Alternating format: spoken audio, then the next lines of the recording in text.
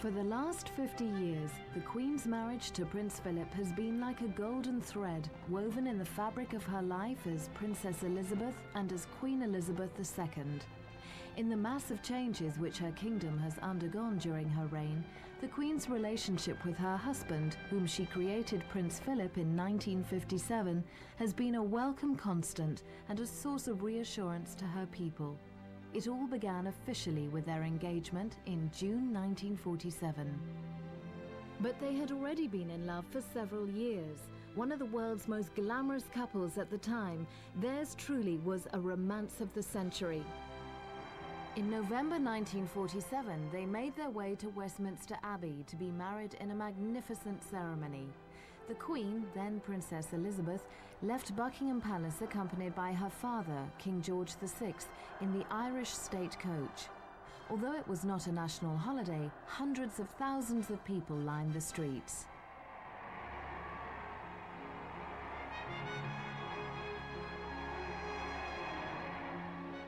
Elizabeth's wedding dress of white satin was embroidered with 10,000 seed pearls and crystals to form the illusion of a mass of flowers, including the Rose of York. The train, over 15 feet long, proved almost too much to handle for her pages, her cousins Prince William of Gloucester and Michael of Kent. When the royal couple appeared on the balcony of Buckingham Palace, they were greeted by huge crowds. It was hard to believe that the King and government had originally planned a family wedding at St. George's Chapel for fear a larger ceremony would offend the British people, still beset by rationing. It was the first joyful royal occasion since the beginning of the Second World War. Most of the jewellery worn by the royal family had been in store for the previous 7 years. Princess Elizabeth and Prince Philip's wedding also marked a change in the national mood. Churchill described it as a bright ray of colour on the hard grey road we now have to travel. Many of the landmarks of the Queen's life with Prince Philip, including Philip's 70th birthday, have by necessity been official public occasions. Consequently, to many of her subjects, the Queen's relationship with her husband has sometimes seemed essentially formal. Even their departure for their honeymoon had to be supervised by countless officials.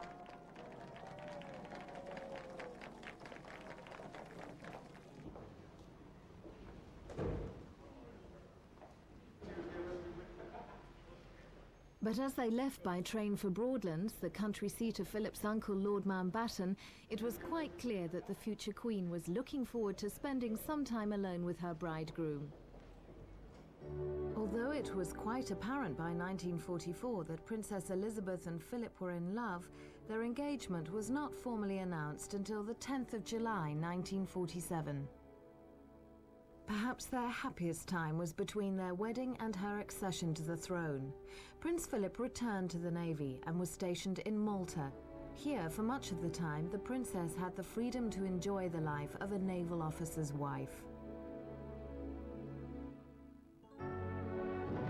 Just over 1 year after her wedding, Princess Elizabeth gave birth to Prince Charles.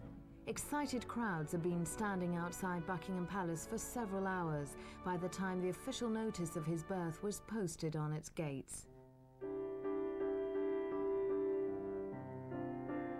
Charles's grandparents, George VI and Queen Elizabeth, and his great-grandmother Queen Mary, were as thrilled as the entire nation by the birth of the second in line to the throne. Sometimes, Princess Elizabeth and Prince Philip shared their enthusiasm as new parents with the newsreel makers of the day, anxious to show the progress of their son to his future people.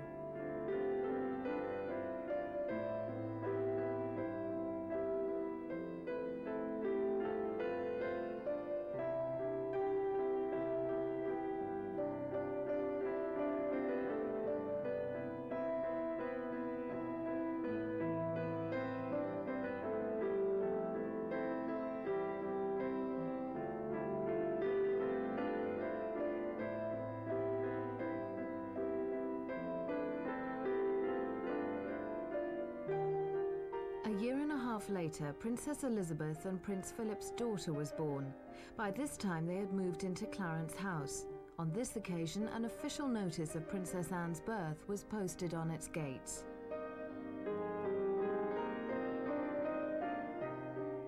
The safe delivery of the future Queen's second child was also marked by a 62-gun salute at the Tower of London.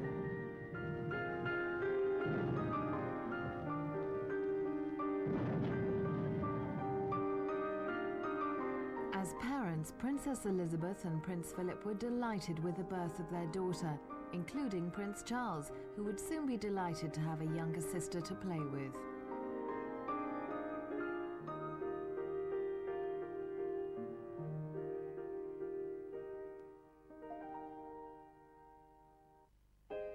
Such was the public interest in the new princess that substantial crowds assembled outside Clarence House when she made her first public appearance. The occasion was a drive from her home to King's Cross, where she and her family were to catch the overnight train to Scotland.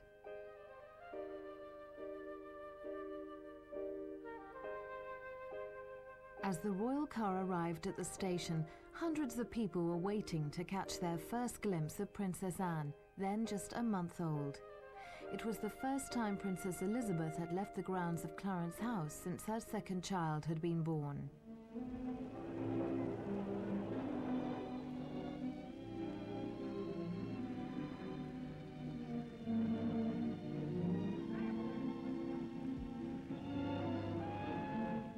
As she carried her most precious bundle to the royal train, Princess Elizabeth's first child made quite certain he was not forgotten.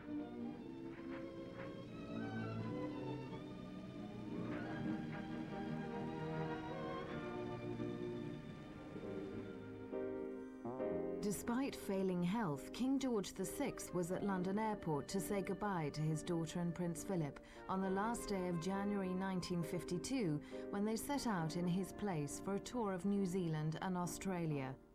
En route, they stopped in Kenya, where, as the first royal visitors for over 20 years, they were given a touching welcome.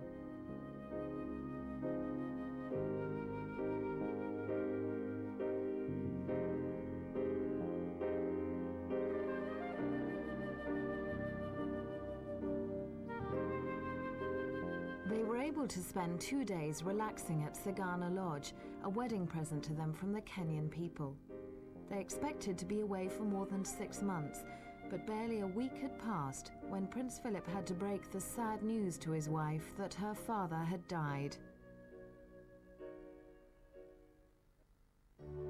A black cloud descended over Britain and the Commonwealth, but while the old king was mourned, the new queen's reign had begun. Elizabeth II's accession was proclaimed throughout her kingdom. In London, a proclamation was issued at the Royal Exchange and elsewhere. Publish and proclaim that the High and Mighty Princess Elizabeth Alexandra Mary is now, by the death of our late sovereign of happy memory, become Queen Elizabeth II, by the grace of God, Queen of this realm, and of all her other realms and territories, head of the Commonwealth, defender of the faith. No one was more saddened by George VI's death than the new queen, her mother, now the Queen Mother, and her sister, Princess Margaret. But the entire nation was dramatically moved by his magnificent funeral. The national mood was still somber for the Queen's first public function as Elizabeth II. It was the annual distribution of Maundy money on the Thursday before Easter, 1952. As she emerged from the royal car, the Queen was followed by Prince Philip. This was to be the first of countless royal occasions on which he has supported his wife.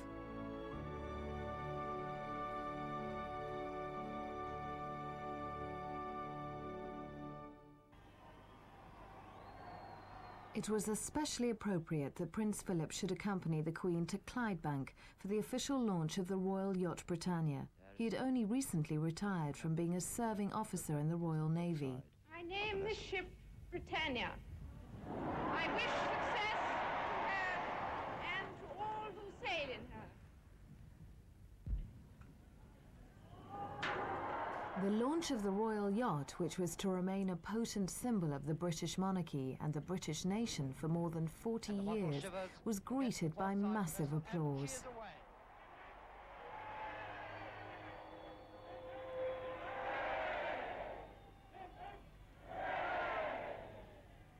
Both the Queen and Prince Philip had played an active part in the royal yacht's design.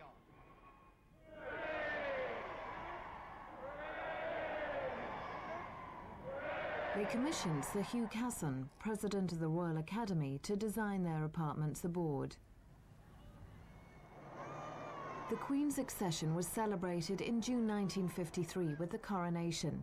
Public support for the occasion ran so high that the Queen and Prince Philip insisted that their route to Westminster Abbey from Buckingham Palace be extended to accommodate the number of children that they expected to watch their progress. The husband of a Queen Regnant has no set role in a coronation. Unlike a Queen Consort, he is not crowned. But it was arranged that following the homage, the Queen and Prince Philip knelt side by side for the blessing and together took Holy Communion.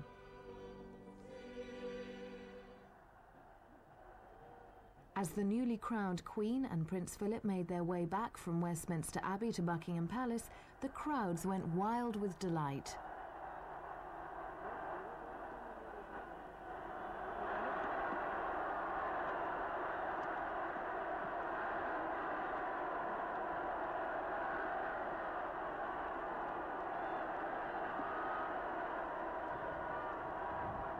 As the gold state coach reached the gates of Buckingham Palace, the throng spontaneously burst into the national anthem.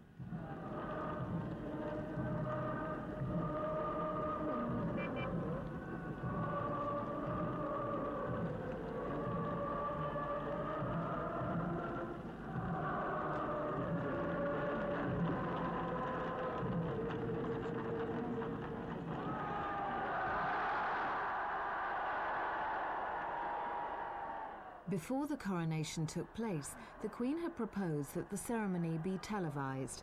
Her intention was to enable images of the most important royal event to be taken to as many people as possible throughout the Commonwealth. Her proposal had initially been opposed by the Archbishop of Canterbury and the Prime Minister, Sir Winston Churchill, but in the end they had deferred to the Queen. Certainly, televising the event had no effect on the number of people who attended it in person or their enthusiasm for it. When the Queen appeared on the balcony of Buckingham Palace, she was accompanied by virtually the entire royal family. Prince Charles and Princess Anne stood at the front and soon demonstrated that they had inherited their mother's and grandmother's ability to please the crowds.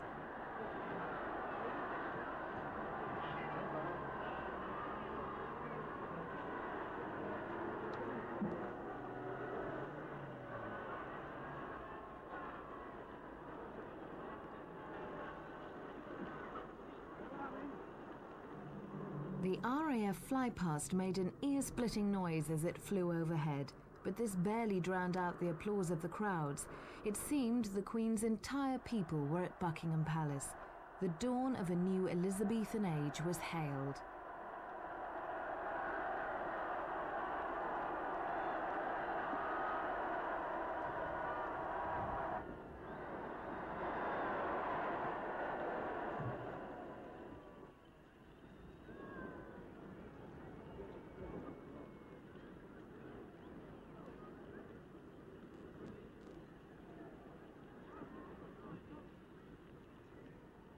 The coronation was also celebrated by a huge naval review at Spithead.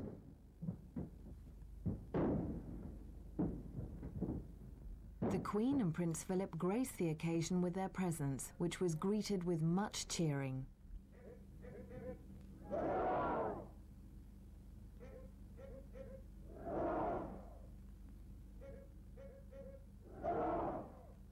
Prince Philip had become an admiral of the fleet a few months before the coronation.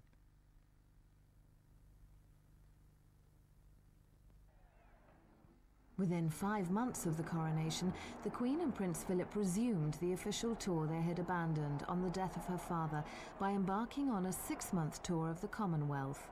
In all, they travelled some 43,000 miles. Travelling abroad, they seemed to go from one official engagement to another, with hardly a pause in between. Their official duties occupied so much of their time that inevitably they spent long periods away from their children. To address you not as a queen from far away, but as your queen, I shall get to know you well and learn something of your achievements and your problems. But after long absences abroad, the Queen and Prince Philip saw their children and their children's grandmother as soon as they could.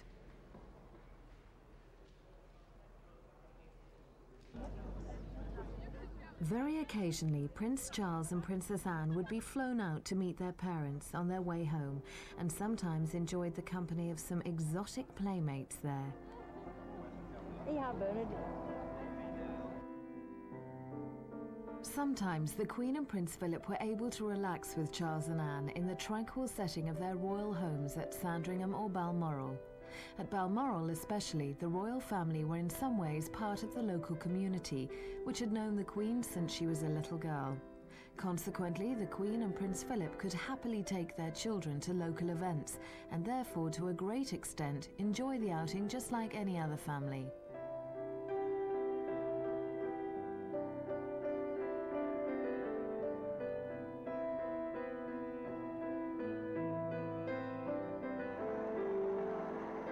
But the work of being Elizabeth II and Prince Philip goes on almost round the clock. Between the trooping of the colour in the 1950s to the state visit of the Emir of Kuwait 40 years later, she has barely had a break from her official duties. She must have accompanied state visitors on this route to Buckingham Palace more than 100 times.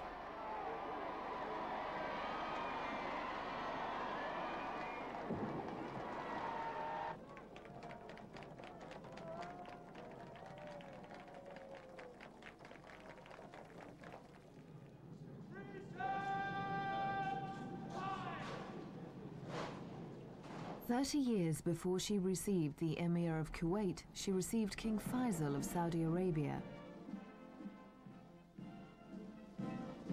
Each visit by a foreign head of state requires a massive research to ensure its success.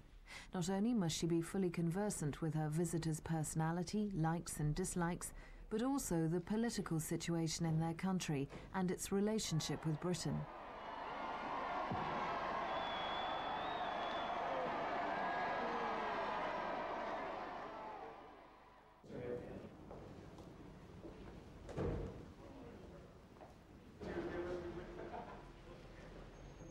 One of the Queen's most important royal duties is the state opening of Parliament.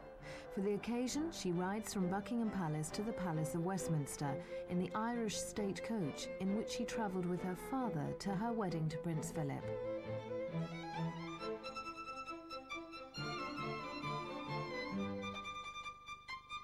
At Westminster, escorted by Prince Philip, she's led by the Lord Great Chamberlain and Earl Marshal, who walk backwards so that they never turn their back on their sovereign.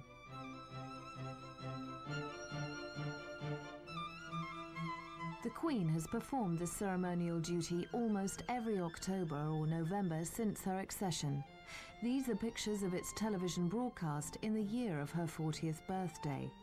As the Queen takes her seat on the throne of the House of Lords, Prince Philip sits on the chair of state. Then Parliament listens to the Queen's speech outlining the government's legislative programme. My Lord, pray be seated. After due consideration, the Queen and Prince Philip agreed that Prince Charles should follow in Prince Philip's footsteps to Gordonston, the Scottish school founded by the progressive German educationalist Kurt Hahn. In his penultimate year there, Prince Charles was sent to Australia to spend 2 terms at Geelong Grammar School, Melbourne. On his return to Gordonston, Prince Charles was appointed guardian, the school's equivalent of head boy. Like any other mother, the Queen took great pride in her son's achievements and thoroughly enjoyed being escorted round his school by him and being shown its many diverse facilities.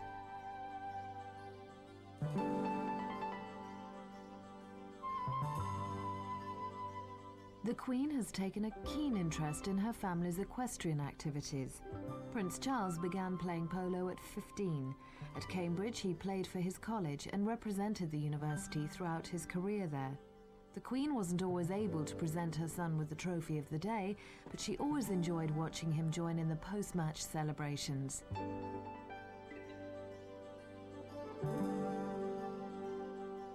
Princess Anne began competing at gymkhanas as a young child.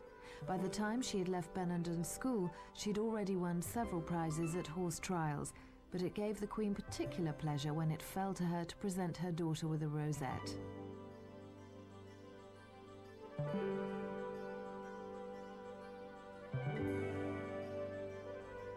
The Queen was clearly moved when she invested Prince Charles as the Prince of Wales at Carnarvon Castle on July 1st, 1969.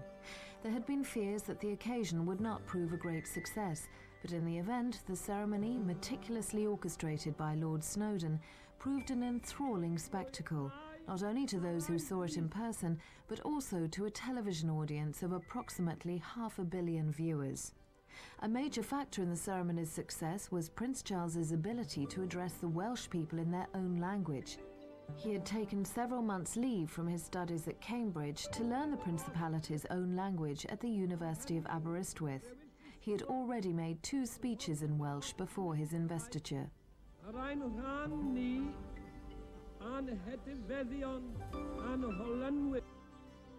During the first 25 years of her reign, the Queen and Prince Philip made countless tours of the Commonwealth. Everywhere they went, they were given an affectionate reception. Their visit to the Canadian prairies to attend the 100th anniversary of the foundation of the Royal Canadian Mounted Police in 1973 was to prove no exception. But the United Kingdom was in the depths of one of its worst recessions since the Second World War at the time of the 25th anniversary of the beginning of Elizabeth II's reign. Consequently, the Queen was seriously concerned that although she took the lead by lighting an enormous bonfire at Crystal Palace, the celebrations for her Silver Jubilee might prove a disappointment. The Queen needn't have worried. The bonfire at Crystal Palace was matched by thousands of others, and by the day of the official celebration in June 1977, every neighbourhood had organised at least one street party to mark the occasion, and some of them are still talked about today.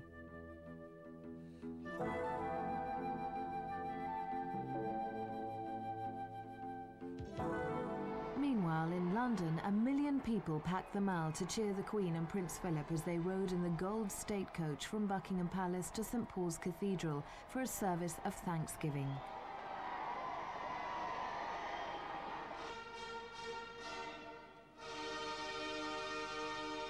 Here she was accompanied by both Prince Philip and Prince Charles. After the service, she went on a walkabout through the City of London. Some people were surprised how much she obviously enjoyed mingling with the crowds. She was particularly appreciative of the children who had come to give her presents to mark the occasion.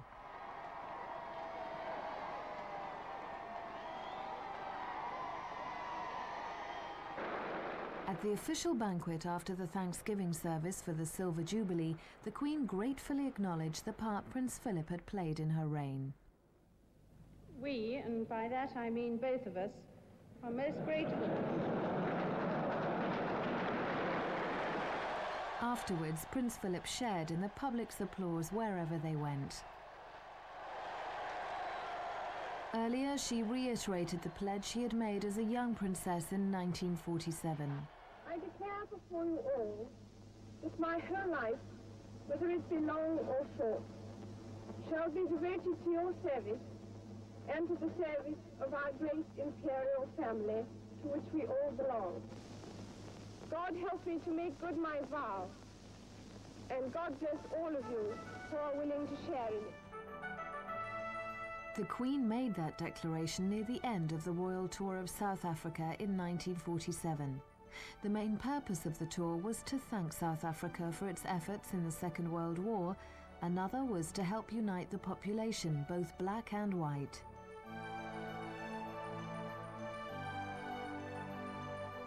The tour's subsequent failure to achieve this aim was a great disappointment to the Queen, and so years later she took great pleasure in her visit to South Africa after the abolition of apartheid and its readmission to the Commonwealth, and in receiving President Mandela as South Africa's first black president. During their visit to South Africa in 1947, the royal family was given a rapturous reception. To accompany their children, King George VI and Queen Elizabeth had taken with them their favourite equerry, Group Captain Peter Townsend. As the tour progressed, his friendship with Princess Margaret deepened, and after his divorce, speculation grew in 1953 that Princess Margaret wished to marry him. But the consensus view was that a marriage could only take place if Princess Margaret gave up her right to succession. In October 1955, she announced that she had decided not to marry Group Captain Townsend.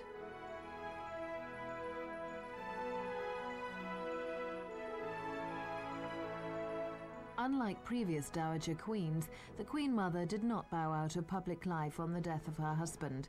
On the contrary, she issued a declaration that she wanted to continue with the good works that she had been carrying out whilst Queen, and ever since she has remained a pillar of the monarchy and a source of strength to her daughter.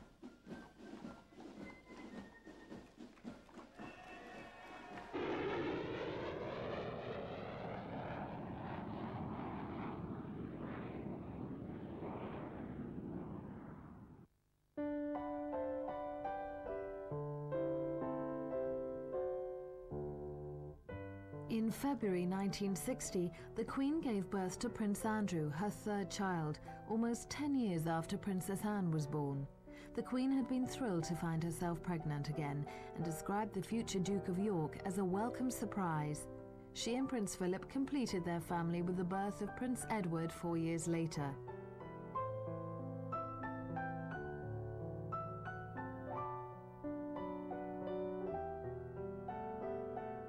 As growing children, both Andrew and Edward seemed more at ease than their elder brother and sister. Perhaps this was because, by now veterans of their royal duties, the Queen and Prince Philip found they were able to devote more time to Prince Andrew and Prince Edward, and to take a more direct approach in their upbringing.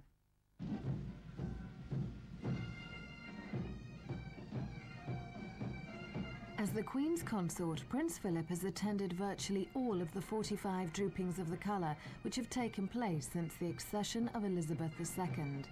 But these form the tip of the iceberg of the countless royal duties he has performed at his wife's side or on his own.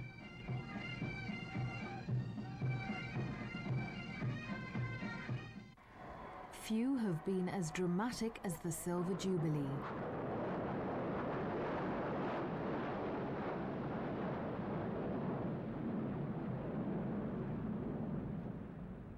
Additionally, Prince Philip has been very much the head of the royal family, having, for example, the final say on where his sons went to school.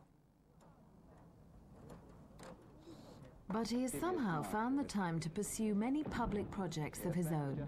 The most famous of these has been the Duke of Edinburgh Awards scheme. He was a key figure in its launch in 1956, although Prince Philip describes his contribution to the scheme with excessive modesty. He explained how Kurt Hahn had told him to start the scheme. Well, it started with Kurt Hahn, who was the headmaster at Gordonstoun, and he came to me more or less out of the blue because I'd rather lost touch with him. And he said, "My boy, I want you to start the award scheme." And so I said, "Yes, sir." Well, not quite, because what I said was that, look, I'm sure this is a good idea, but unless you can get some sort of support from the people who really, in a sense, who are the ones that are going to operate it, I'm not going to be interested. But if you can get them together and they're prepared in principle to go ahead, I'll certainly chair a committee to see and put it together. And that's roughly what happened. Where are the rest of them? Like his brothers, Prince Edward successfully participated in the scheme to his father's great delight and took the scheme over after his father retired.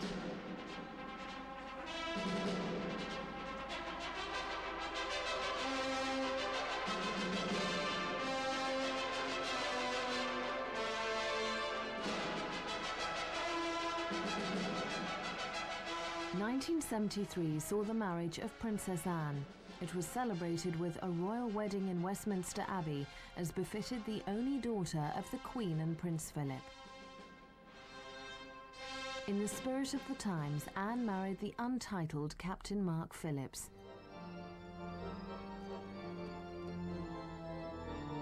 Mark Phillips was a member of the British Olympic team when he met Anne in 1968, and by the time of her wedding, Princess Anne had won the individual three-day event at Burghley.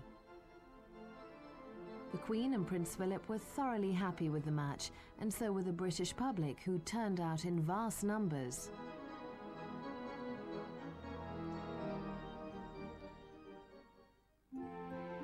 Princess Anne's marriage was to end in divorce, but not before it had produced the Queen's first two grandchildren, Peter and Zara Phillips.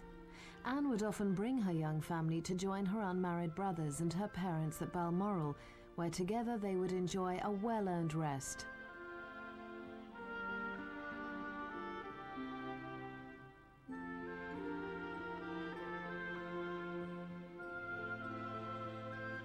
Amidst the tranquility of the Scottish countryside, Balmoral has entranced the Queen and Prince Philip, their children and grandchildren, just as it has every generation of the Windsors since Prince Albert built the present castle on the Balmoral estate. It has been suggested that at Balmoral, whilst on holiday with the royal family more than 50 years ago, Prince Philip asked the Queen to marry him. Since then, it's been the scene of countless private celebrations, often with just the royal corgis for company.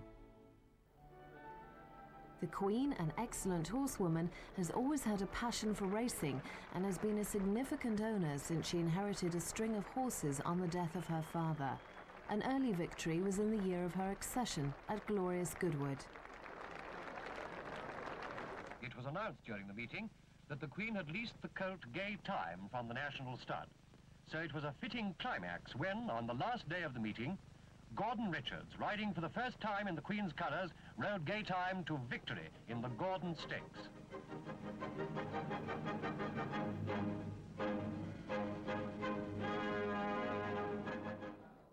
Since then, the Queen has gone on to win all the English classics except the Derby. But whatever the result, horse racing has always given the Queen enormous pleasure.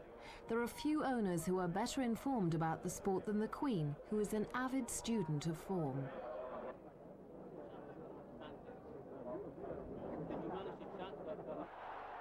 A race meeting is one place the Queen makes no effort to hide her emotions.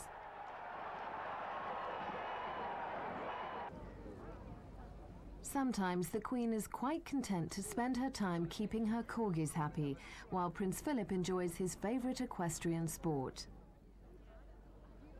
Since a wrist injury put paid to his polo-playing career, this has been carriage driving, a sport which is as fiercely competitive as horse racing or polo.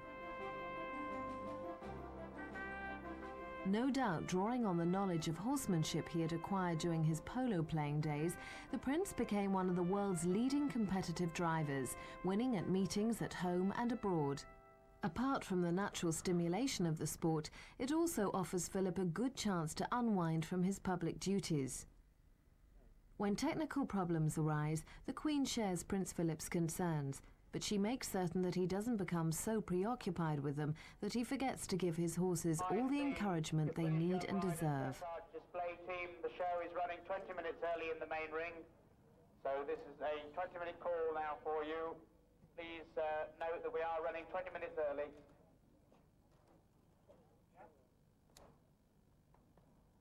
A favourite competition of Prince Philip's has been the Harrods International Driving Grand Prix, which is held on home territory for him, Windsor Great Park. Prince Philip is never averse to winning, but more important to him is the chance to compete and the challenge each course presents.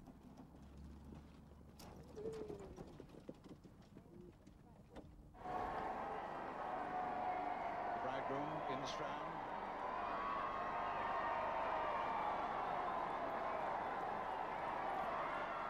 The 34th year of the Queen's marriage saw the wedding of Prince Charles to Lady Diana Spencer. The tragic death of Diana, Princess of Wales, makes it impossible to recall this event without extreme sadness. But no account of the Queen's marriage could be complete without the marriage of her eldest son and heir apparent. Overshadowed though it is now by subsequent events, Charles and Diana's wedding was one of the most magnificent royal occasions of the century.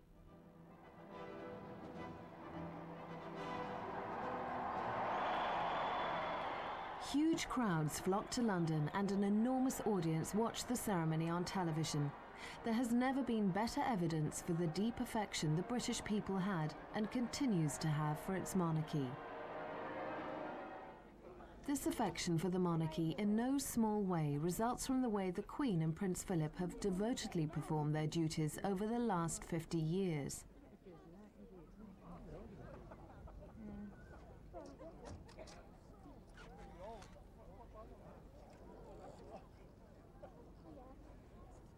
Virtually every year since the Queen's accession, she and Prince Philip have broken their summer holidays at Balmoral to watch the Highland Games, a tradition first established by Queen Victoria over 150 years ago. Prince Philip usually wears his kilt on these occasions.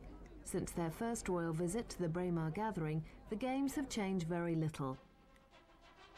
In addition to rituals like the state opening of Parliament, when the Queen outlines the government's forthcoming programme of legislation, there are numerous other rituals more intimately connected to the throne, which the Queen dutifully performs every year. Among these are the countless investitures the Queen performs, ranging from those for the Order of the British Empire to those for the Order of the Garter.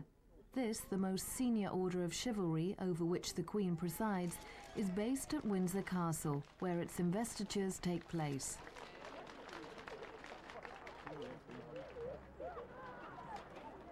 As the Knight of the Garter, Prince Charles used to attend these ceremonials with Princess Diana. As head of the Commonwealth, the Queen fervently believes in this unique international club, the curious grouping of countries which encompass a quarter of the Earth's population. In many ways, she personifies the Commonwealth, and she sees it as a central part of her role to ensure that the Commonwealth is preserved and strengthened.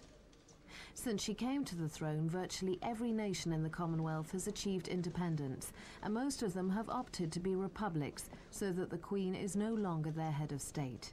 Many people believe that, because of this, the Commonwealth would disintegrate, but the reverse has proved true.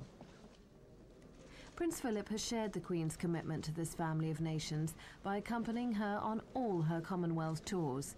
He has also undertaken many tours on his own to some of the more remote regions. Despite all the Commonwealth conferences that have taken place during the Queen's reign, it can still prove extremely difficult to get its leaders organised for the official photo. This can frustrate the Queen, who is always keen to get the formalities over with so that she can renew old friendships.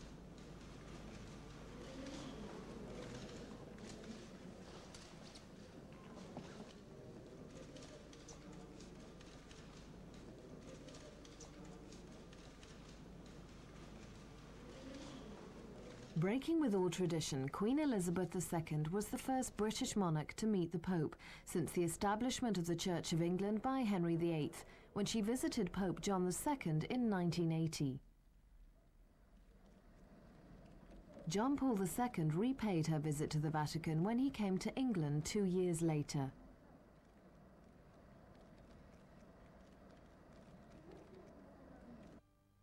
The state visit paid on the Queen by President Reagan in June 1982 was unusual in many respects.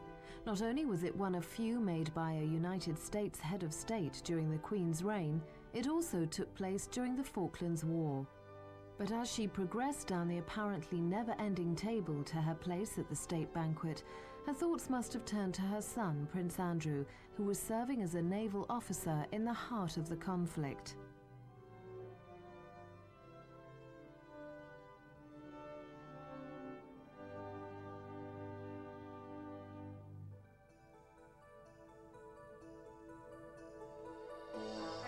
History probably won't credit President Reagan's state visit with having a direct effect on United States foreign policy, but there is no doubt Mr. Reagan thoroughly enjoyed the hack he was to take with the Queen in Windsor Great Park. Accustomed as he was to riding Western style, he was an avid admirer of what he called the Queen's forward seat. He observed, "You know, she was in charge of the animal."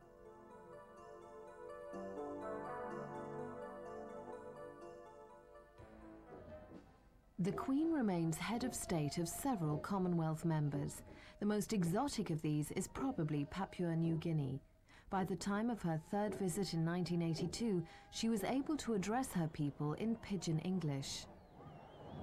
Ni Hamanastru, long is stop one time Upala now.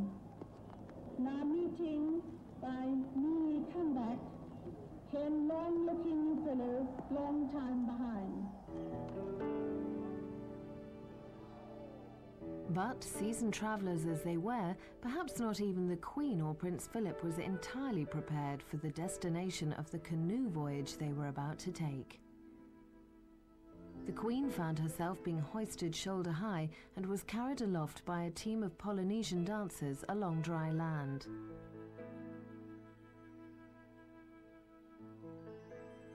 Behind her, Prince Philip enjoyed the same uniquely Polynesian method of conveyance.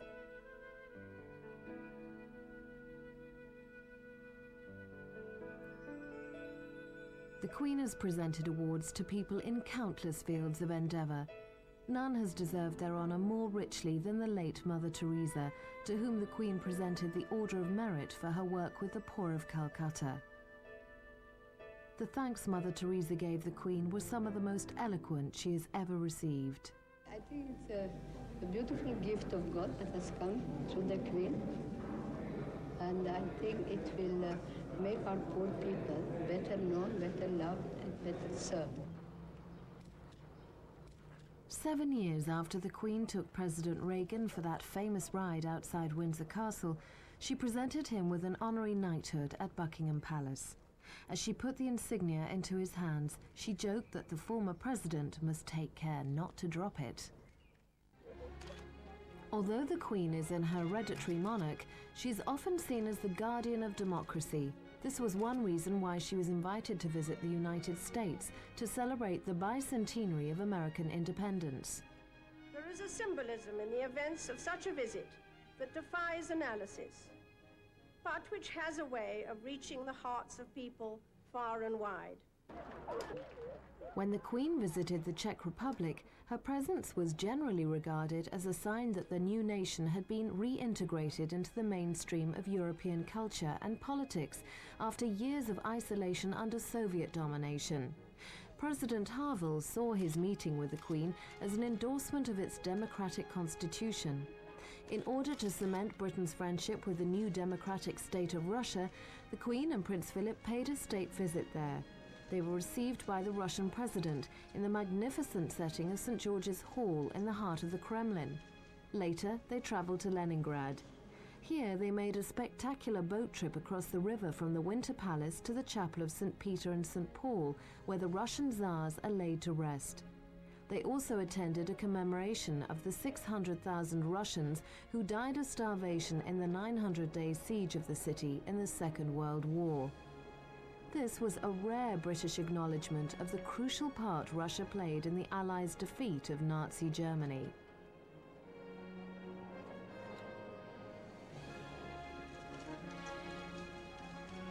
One evening, the Queen and Prince Philip furthered cultural relations between Russia and Great Britain by attending the Bolshoi Ballet.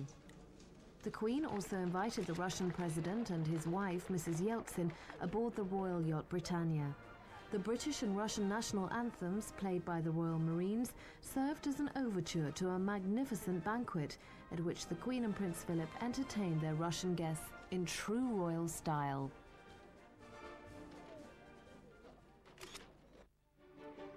The Queen and Prince Philip's second son, Prince Andrew, married Sarah Ferguson in July 1986. There was unrestrained excitement during the celebrations, led by the Princess of Wales.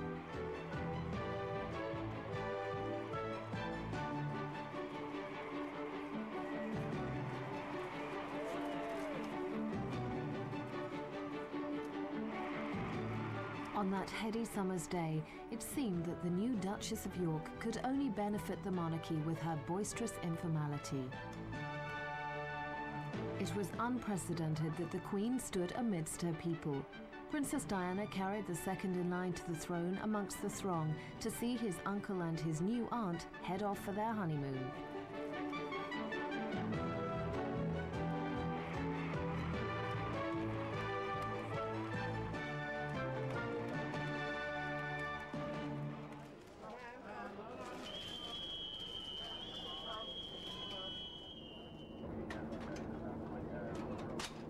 The Queen, like her mother, has always enjoyed a close relationship with her grandchildren. If they're going away for a long time, the Queen likes to stay with them until the last possible moment.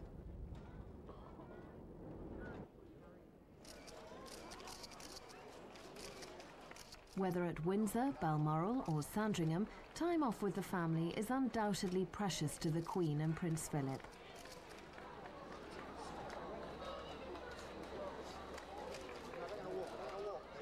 The more private surroundings of Balmoral in particular offer their grandchildren the chance to relax and spend time with their cousins, and to keep up with each other's parents.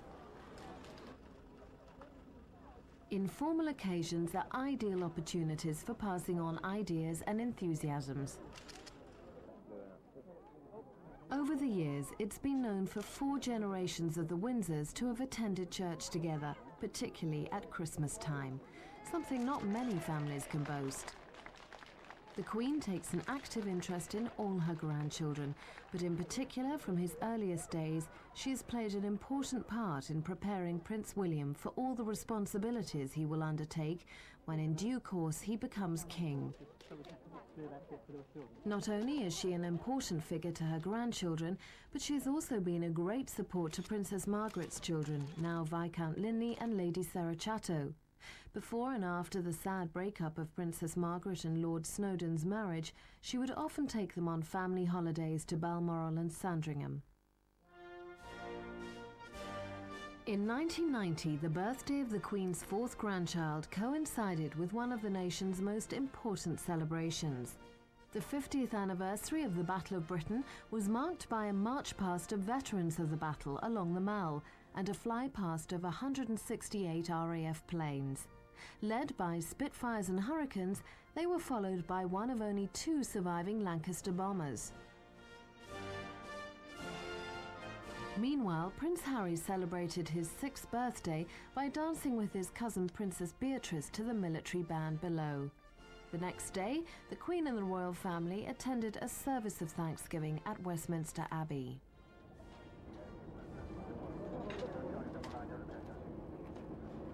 In 1992, Windsor Castle was the setting for the state visit of Lech Walesa, the shipyard worker who rose to become the Polish president. Because of Poland's recent emergence from the communist bloc, it attracted considerable public interest.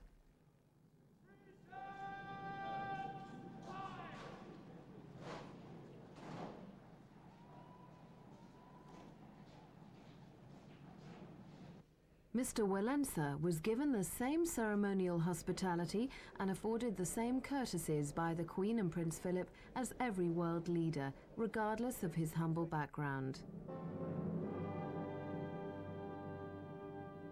The statesman that he is, Mr. Walesa took great care not to break any royal conventions by sitting down before the Queen Mother.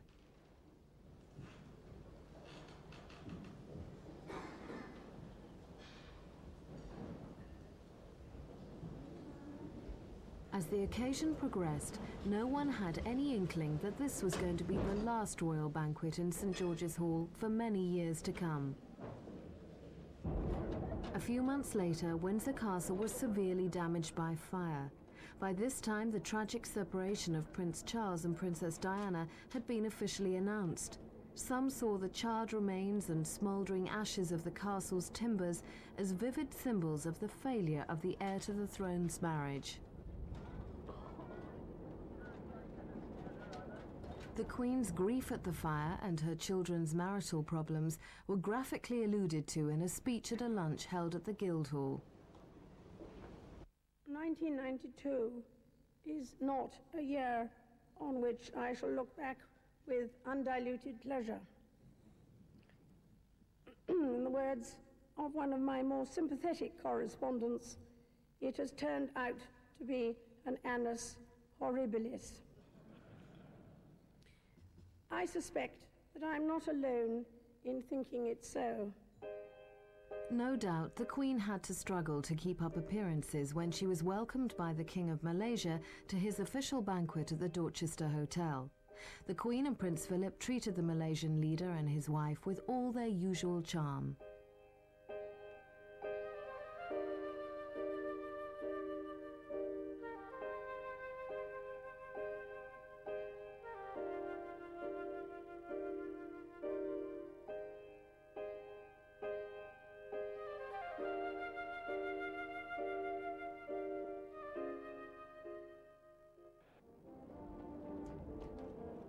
The 50th anniversary of the Allied landings in Normandy in the Second World War was marked by several eye-catching ceremonies both on sea and on land.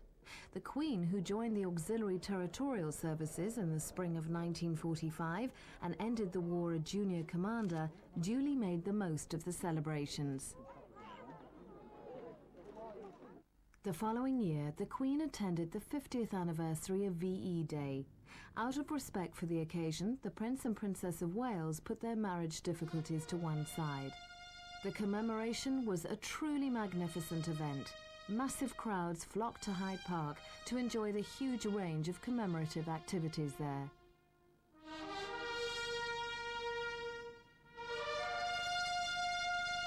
Many of them could remember the first VE Day celebrations when the royal family appeared on the balcony of Buckingham Palace to acknowledge the crowds.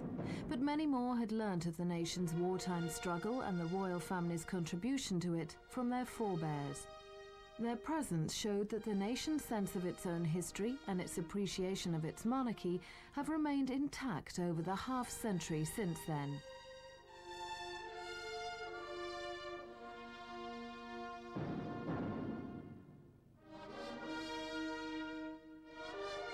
Besides attending the celebrations at Hyde Park, the Queen and Prince Philip presided over a formal luncheon at Buckingham Palace.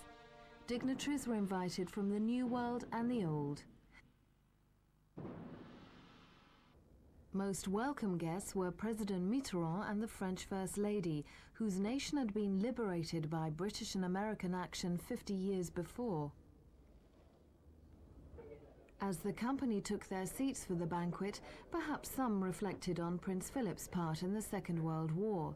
He was mentioned in dispatches for his part in the Battle of Matapan in 1942 and was second in command of the destroyer Whelp when he witnessed the final surrender of the Japanese in Tokyo Bay. In the summer of their own golden wedding, the Queen and Prince Philip gave a unique garden party at Buckingham Palace for couples who were married in 1947. Nearly 4,000 couples attended, chosen by ballot from almost 40,000 applications. This garden party and many other royal occasions have obviously given the Queen an enormous amount of pleasure. Being the Queen does have its compensations, but it also has its tribulations. No royal occasion has been so important or exciting that the Queen has been able or willing to banish from her mind all the concerns she has for her family as a wife, mother, grandmother, sister, and daughter. She well knows that her people are all too fully aware of all the trials the royal family have suffered over the years, like many other families.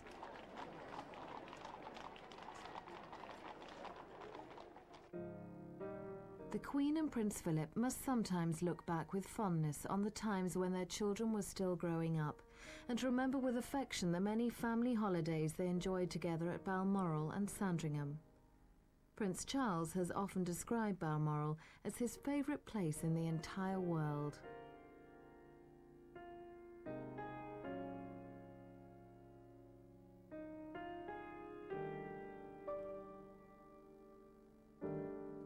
Prince Philip clearly enjoys a sympathetic relationship with his grandsons Prince William and Prince Harry. His closeness to Prince William became especially evident in the wake of Princess Diana's tragic death. Prince Philip walked alongside him as they followed his mother's coffin at her funeral.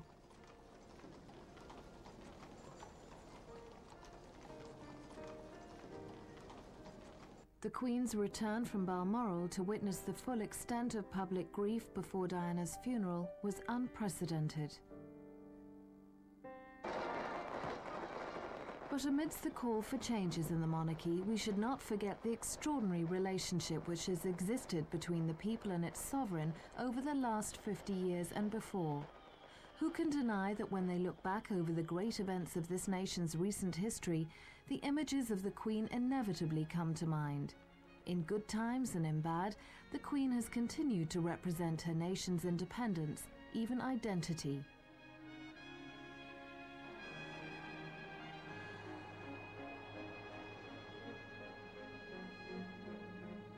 Prince Philip once claimed that the monarchy exists not in the interests of the monarch, but in the interests of the people. This has certainly been true throughout the Queen's reign. For all its problems, her own family with its succeeding generations is the guarantee of the monarchy's continuity. Like most families, the Windsors have not been unscathed by the vast social changes that have occurred over the last half-century. But whatever challenge life has brought them, the Queen and Prince Philip have faced them together.